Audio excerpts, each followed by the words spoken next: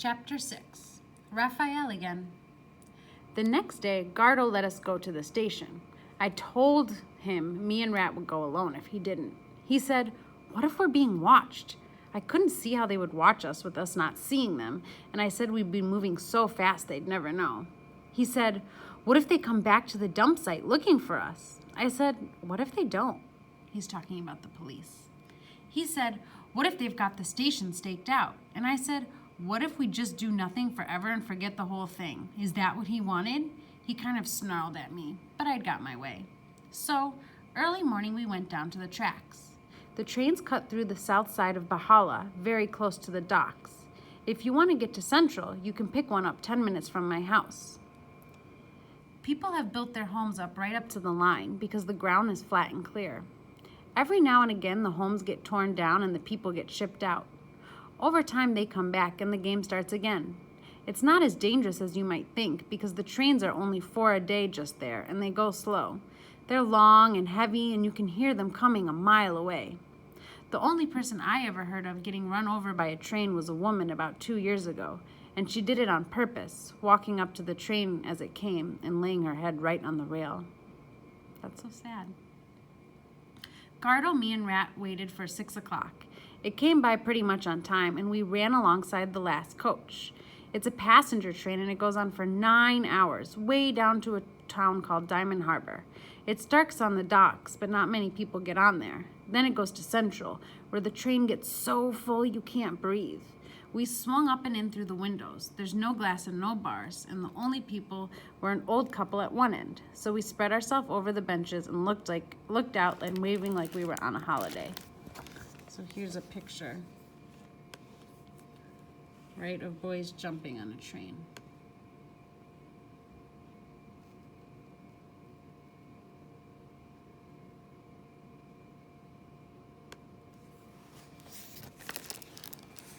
So they're on the train. "What if they're watching?" said Gardo again. "When he gets something in his mind, you can't ever get it off again." "How can that be?" said Rat. "They'd be looking for people doing anything suspicious. How many times have we been on a train, Raphael?" "I don't know, not often." "They're police, yeah? They're gonna be looking out to see what we're doing. What if they know there was a locker key? They just don't know the number of the locker." "No, listen," I said, "that's crazy. If they knew the bag had a locker key, they'd have broken into every locker at the station. They cannot know what's in the bag or the wallet. Maybe they're at the station now, opening every locker, waiting for us. If they are, we just walk away. We're just 3 boys out roaming." Rat said nothing. He just looked from me to Gardo and back again, and when I caught his eye, he smiled and we both laughed. Gardo told us to shut up. 20,000 now, he said. "That's the prize money they're offering. I heard they just doubled it. You know they won't pay it." What I'm saying is, whatever they're looking for is getting more important. And if this Jose Angelico killed someone, what if he killed an important man? A politician maybe, someone rich, and we've got the clues to catch the guy. What are we gonna do to them? We end up stopping the police catching a killer. I said, "Gardo, why don't we just see what's in the locker?" And I smiled right at him and lay back on the bench. "We decide what to do then, okay?" I told him to rest his brain. "I do the locker," said Rat. We both looked at him and Gardo asked him what he meant. "I best do the locker," he said, "okay? I best square it with the station boys too. Say we're just doing an errand for someone. Give them something.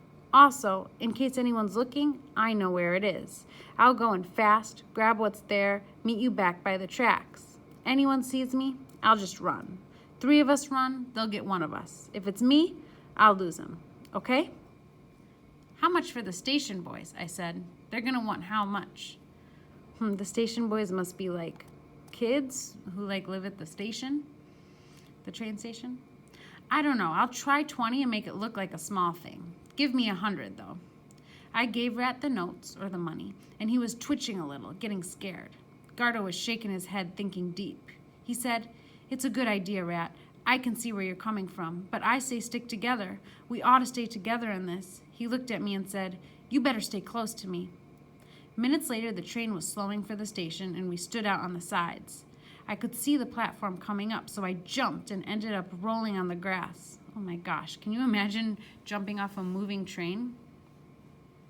Gardo nearly fell on me, but Rat stayed on his feet. I hadn't seen before just how quick Rat could be, and he was so thin it was like he was straws and paper, like he could blow off in the wind like a little kite.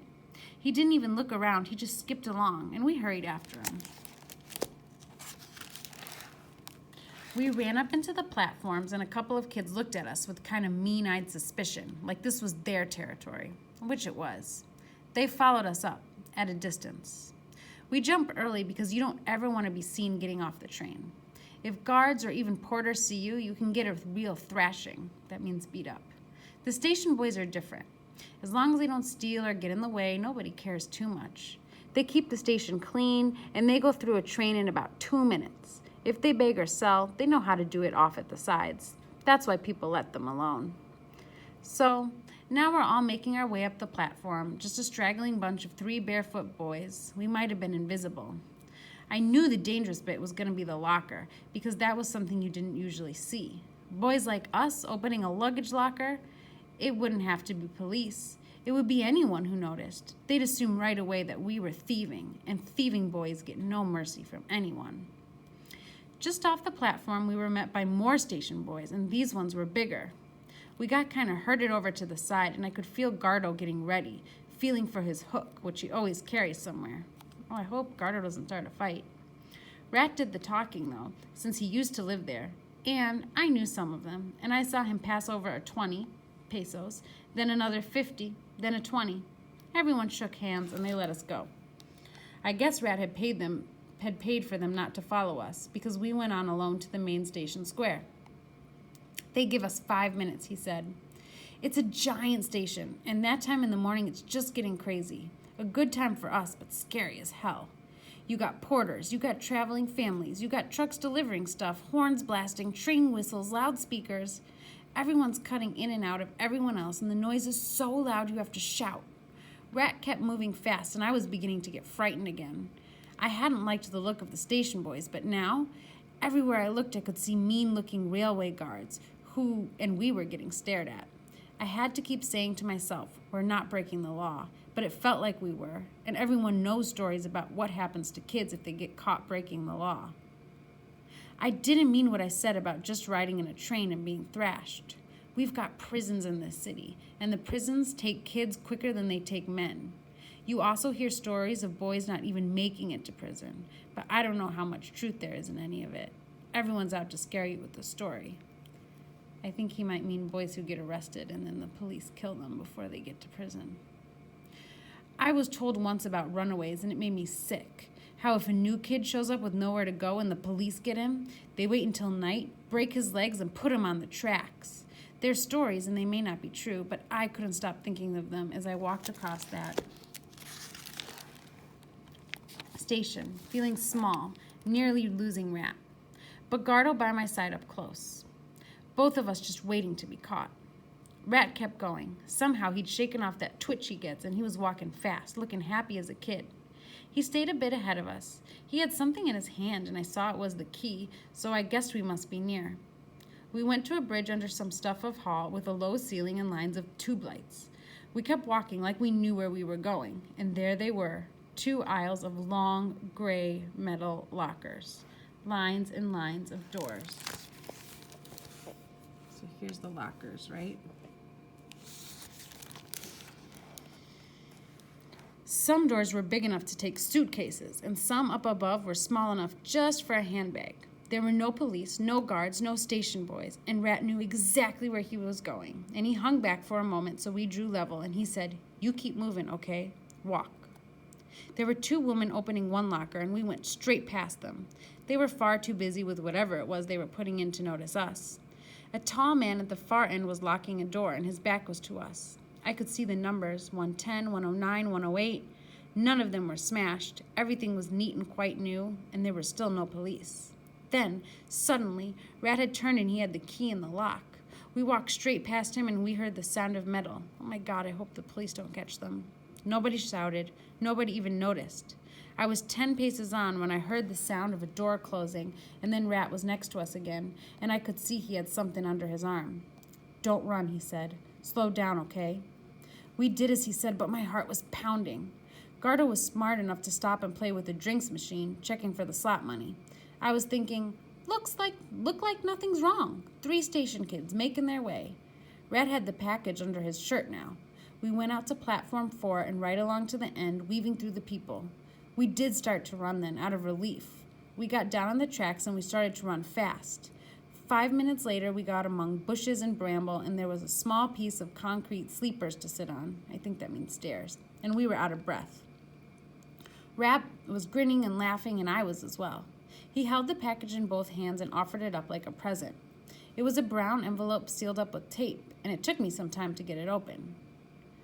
I wonder what's going to be inside it. Inside was a letter with a stamp in the corner, waiting to be posted or sent. There was writing in thick pen. If found, please deliver. Then the address. Gabriel Alondras was the name. Underneath that, prisoner 746229, cell block 34K, South Wing, Kolva Prison. I felt myself go cold again, but I grinned up at Gardo, and he looked hard, right at me. I opened up the letter and read it out loud.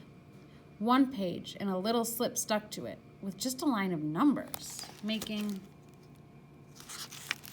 no sense. Then again, the letter made no sense. We understood none of it. All we were sure of was that we were in something deep, getting closer. And there's the letter they found. I wonder what this letter is about if the police are so anxious to find the wallet that has the key that gets to this letter.